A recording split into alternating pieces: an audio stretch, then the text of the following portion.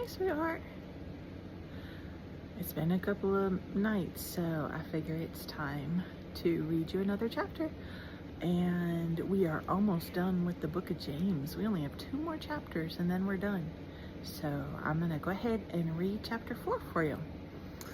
And it starts out and it says, "What is causing the quarrels and fights among you? Don't they come from the evil desires at war within you?" You don't have to worry about that quite yet. You're a little bit young.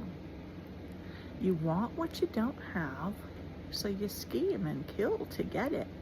You're jealous of what others have, but you can't get it, so you fight and wage war to take it away from them. Yet you don't have what you want because you don't ask God for it." I just quoted that verse to your dad the other day. "And even when you ask, you don't get it because your motives are all wrong. You want only what will give you pleasure." Of course, all of this is for when you're a little bit older, but I'm reading it anyway for you. "You adulterers, don't you realize that friendship with the world makes you an enemy of God?" Ooh, I don't want to be an enemy of God. I say it again, if you want to be a friend of the world, you make yourself an enemy of God. Do you think that the scriptures have no meaning? They say that God is passionate, that the Spirit He has placed within us should be faithful to Him, and He gives grace generously. As the scriptures say, God opposes the proud, but gives grace to the humble. So, humble yourself before God. Resist the devil, and he will flee from you. Not maybe, not possibly, not, I don't know. He will flee from you. Humble yourself before God. Resist the devil, and he will flee from you. Come close to God, and God will come close to you. I love that verse. I want to be close to God. Wash your hands, you sinners. Purify your hearts, for your loyalty is divided between God and the world. Let there be tears for what you have done. Let there be sorrow and deep grief. Let there be sadness instead of laughter, and gloom instead of joy. Humble yourself before the Lord, and He will lift you up in honor. Don't be happy when you do things that go against God's word. Be sad. Ask God to help you not to do those things anymore. Verse 11.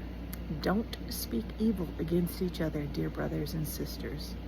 If you criticize and judge each other, then you are criticizing and judging God's law. But our job is to obey the law, not to judge whether it applies to you and me. God alone, who gave the law, is the judge. He alone has the power to save or to destroy. So what right do we have to judge your neighbor?" And that means pass judgment, like give a conviction, like say what their punishment is going to be. "Look here, you who say, 'Today or tomorrow we're going to a certain town and we'll stay there for a year. We will do business there and make a profit.' How do you know what your life will be like tomorrow? Your life is like the morning fog. It's here a little while, then it's gone. What you ought to say is, 'If the Lord wants us to, we will live and do this or that.' Otherwise, you are boasting about your own pretentious plans, and all such boasting is evil." Ooh.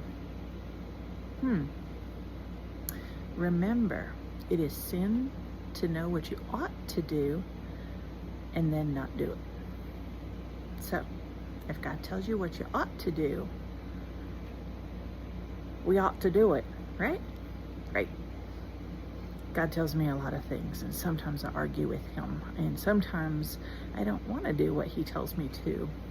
But then I remember that I love God with all my heart, and I want to do what he wants me to. So I tell him I'm sorry, and I ask him to help me to want to do those things that he wants me to. And you know what? He always does. He always helps me want to change and want to be more like Jesus, even when I don't really want to start with. So ask God to help you want to be more like Jesus, and he will. He always will, because he absolutely loves us and wants us to look more like Jesus. So anyway, I love you very much. That was James chapter 4, and we will do the next chapter and be finished with the book of James. I love you. Good night, sweetheart.